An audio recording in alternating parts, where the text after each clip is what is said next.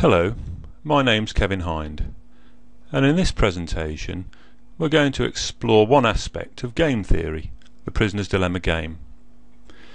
We will show you that the prisoner's dilemma game has important applicability for economics, political and social science, as well as for business.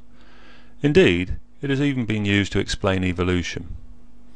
The game's purpose is to explain how competition and cooperation can coexist. However, the best way to understand the game is to play it. In front of you is a general form of the prisoner's dilemma game. There are two players, you and me. We have two choices, or strategies, C or D. I'll explain what they mean in a moment. And in the quadrant are payoffs. You can think of these as monetary payments or units of satisfaction. So how does it work? Well, if I choose C, then I may get a payoff of 3 or 0, depending on what you play. If I choose D, then I will get a payoff of 5 or 1, again depending on what you do. This is an important aspect of the game because we don't know what each of us will do.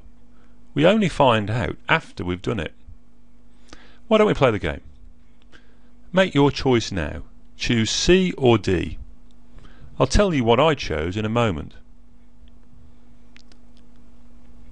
Okay, what have you chosen? C or D? I've chosen D. If you've chosen C, then I'll get a payoff of 5 and you'll have a payoff of 0. I'll have won the game. If you've chosen D, then we've got payoffs of 1 each. But there's a problem with our choices. We could have got 3 each, a total of 6, which is better than a payoff of 5 or 2. I should tell you now that C stands for cooperate and D for defection or competition against each other. So why didn't we choose to cooperate with each other? Why did at least one of us defect against the other? Well, game theory explains it as follows. We are economically rational and so want to maximise our payoffs given what we expect the other to be doing. This is sometimes called a Nash equilibrium, after the game theorist John Nash. In this instance though, we, the players, are worse off. We have a suboptimal solution, which of course is the dilemma. To see this, put yourself in my position. If I play C, why should you likewise play C? I should reason that your best response is to play D and get an individual payoff of 5, which is greater than 3. If I play D, then your best response would be to play D. You certainly wouldn't want the sucker's payoff of 0. I can see that if you act rationally, then you'll play D, and in such circumstances, so should I.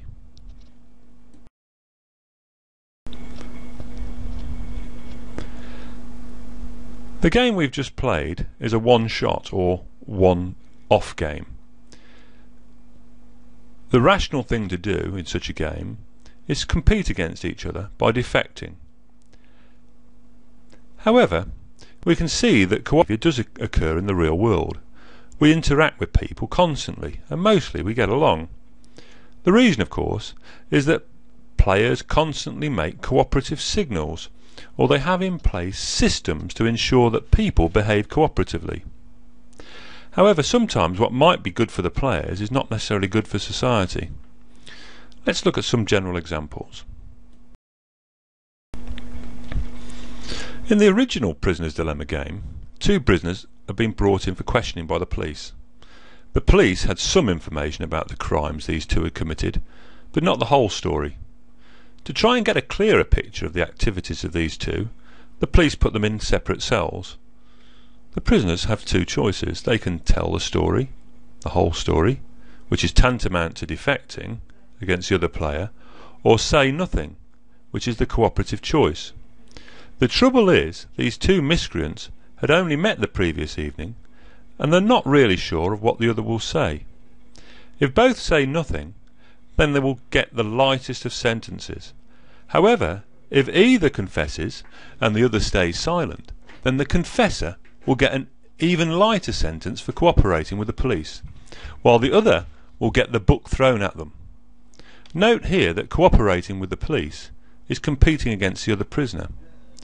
Given that both are in separate cells and are unsure what the other will do, both prisoners opt to defect against each other and cooperate with the police. Whilst the players are worse off, society benefits by having two criminals caught and punished. Unfortunately, the criminals have learnt to play the game and usually stay silent to obtain the lighter sentence. However, in the UK, the law has changed concerning the right to silence, suggesting that criminals will have to rethink their choices.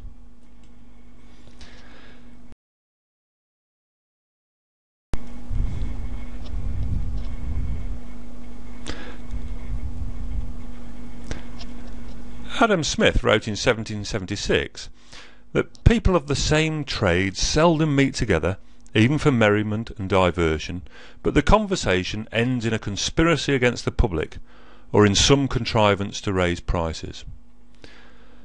When organisations collude by coordinating their prices or sharing out the market, they've effectively learnt to play the prisoner's dilemma game.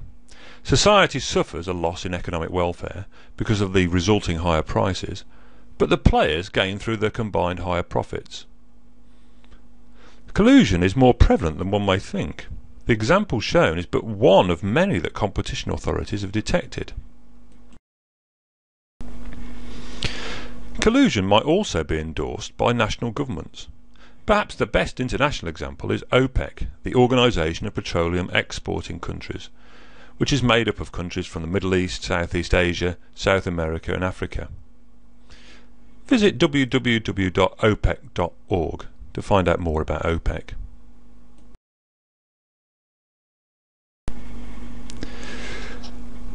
Not all cooperative behaviour between organisations is viewed as disadvantageous to society. Many organisations, from the public and private sectors, have joined together. There are countless strategic alliances in industries such as computing, air travel, motor vehicle manufacture and telecommunications. Some have emerged to combat the high cost of technology.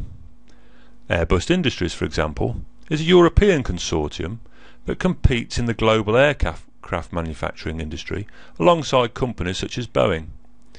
It is owned by two leading Eurospace companies, BAE Systems of the United Kingdom and the European Aeronautic Defence and Space Company, or EADS, born of the merger between Airbus consortium partner companies Aerospatiale Matra of France, Daimler Chrysler Aerospace of Germany and Kaiser of Spain. In the public sector too there are partnerships with the private sector and between public sector agencies. Indeed, the UK government talks about joined up solutions to joined up government. Funding is now tied explicitly to agencies talking to each other and working towards a common goal.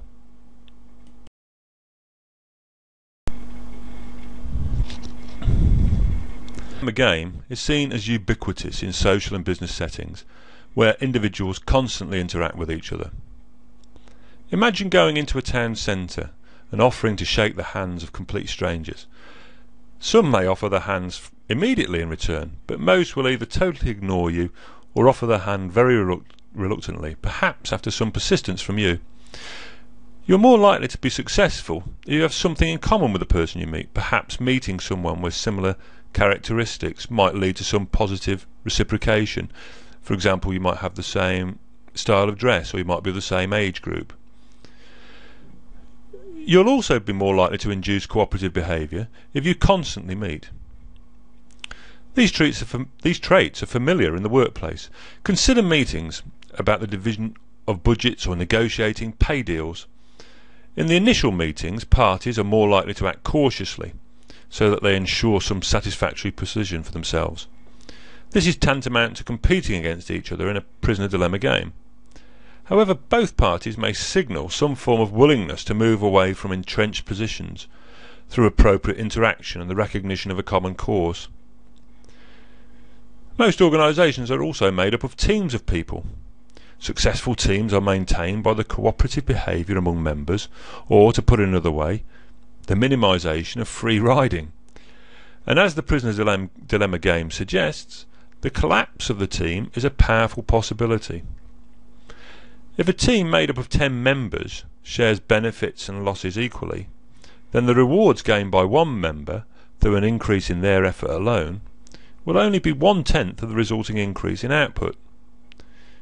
Teams are a sign that cooperation has emerged through a mixture of self-regulation among the members and managerial monitoring.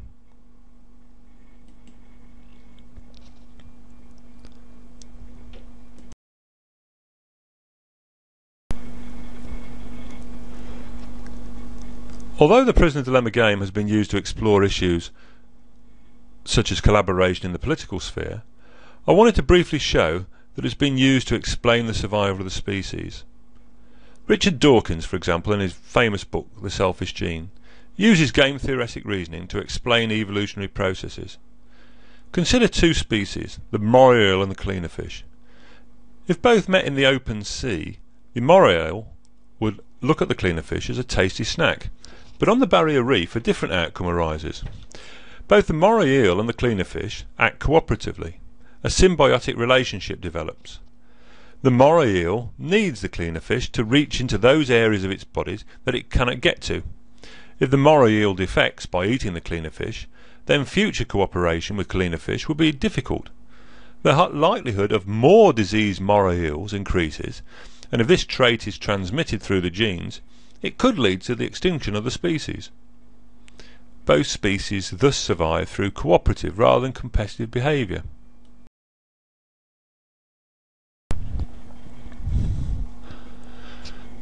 We can see therefore a tension between acting competitively against others and behaving in a cooperative manner.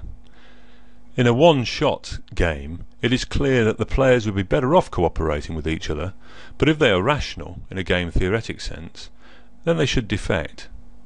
How is the Prisoner's Dilemma game resolved? I shall offer a few solutions.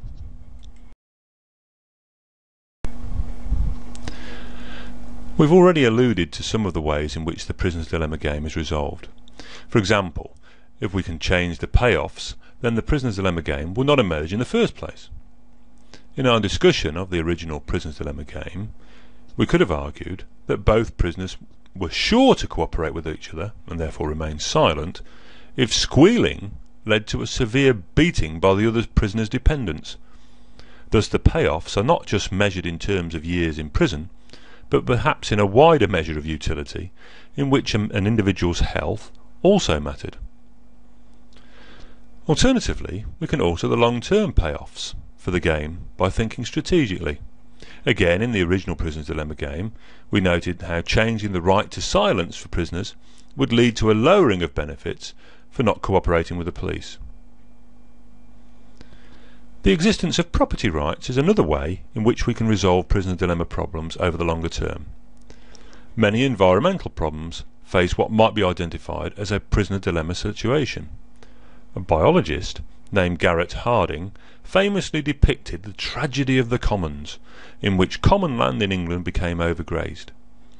The existence of free grazing provided an incentive for local herdsmen to increase the size of their stock, with disastrous consequences for all. The proposed solution was the passing of enclosure acts, in which local aristocrats became landlords and charged rents to graze on the land. Whilst this may have solved the overgrazing problem, it did realise some very serious distribution issues. Nevertheless, the establishment of property rights, even if they've been imposed, is seen as a resolution of the Prisoner's Dilemma game, though you might wrestle with the following question: could we resolve problems such as overfishing of the seas in a similar way? I'll leave you to think about that. The existence of property rights is also implicit in hierarchical structures. Thus, free riding among team workers can be largely overcome through the existence of effective supervision and accountability. The state intervenes in many ways to overcome prisoner dilemma problems. As we've seen, the UK government intervenes to ensure that public agencies work together and with the private sector to provide public services that had hitherto not been delivered.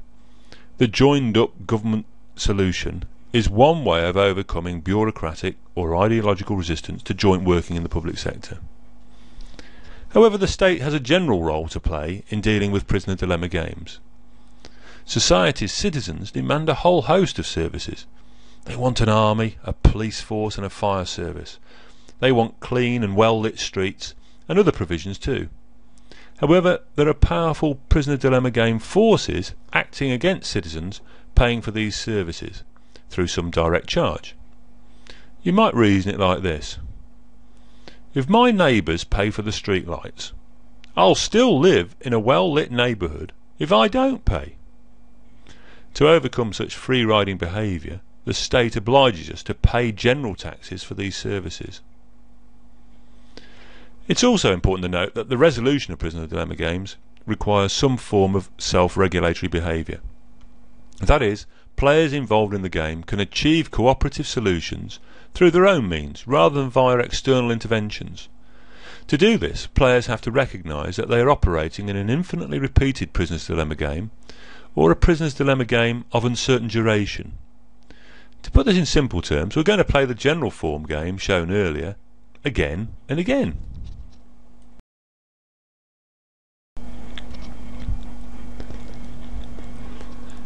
Okay, we're in round 2 of the prisoner's dilemma game, and the payoffs are as before. Again, let's play the game.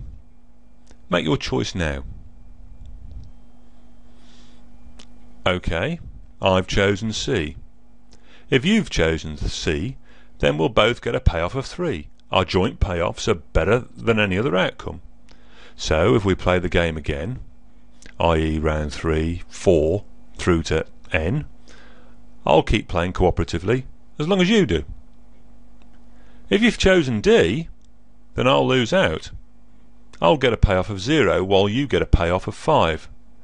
Next time, though, I'll defect too, and will keep on doing so until you signal cooperative behaviour, whereupon I will reciprocate and cooperate too.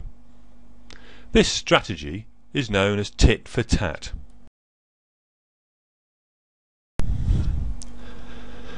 A tit for tat strategy involves cooperation in the first round and then replicating your opponent's choice from the previous round.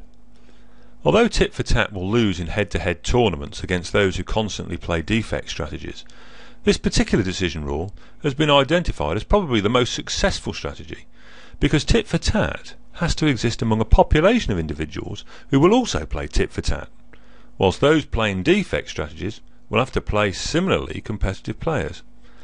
Back in 1980, Robert Axelrod, a political scientist, invited those with an interest in game theory to submit a computer program detailing how we should resolve the payoff matrix that we've shown in the presentation. Axelrod held 2 tournaments, and on both occasions, tit for tat, a program submitted by the psychologist Anatole Rappaport, won. Axelrod described tit for tat thus: what accounts for tit for tat's robust success is its combination of being nice, retaliatory, forgiving and clear. Its niceness prevents it from getting into unnecessary trouble. Its retaliation discourages the other side from persisting whenever defection is tried. Its forgiveness helps restore mutual cooperation, and its clarity makes it intelligible to the other player, thereby eliciting cooperation. Note, this is not a way in which we build up trust. It is a punishment system that individuals develop in the absence of any outside intervention. Moreover, players should only use this strategy if there are benefits in maintaining the relationship over the long run, or in Axelrod's more colourful language, if the shadow of the future is long.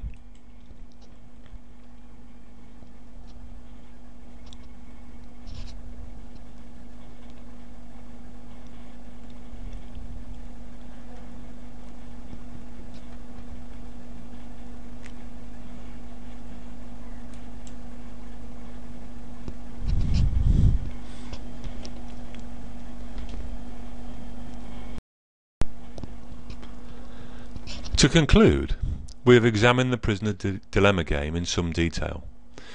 We noted that a one-shot game offered suboptimal outcomes using Nash equilibrium strategies, However, in infinite games, particularly with tit-for-tat strategies, or in situations where intervention occurred, the prisoner's dilemma game led to greater cooperative behaviour.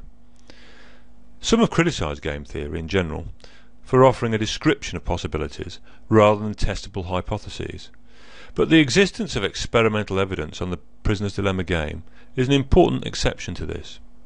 There are weaknesses. The preferences of the players are fixed. Individuals are seen to be game theoretically rational, seeking ends in the form of payoffs and acting to punish individuals who waver from given outcomes over time.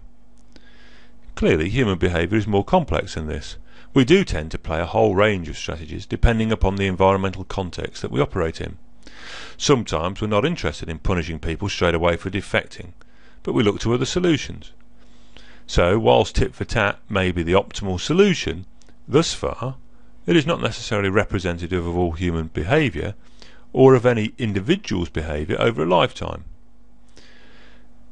But is it the role of theory to cover all possibilities? I think not. I hope you've enjoyed this presentation.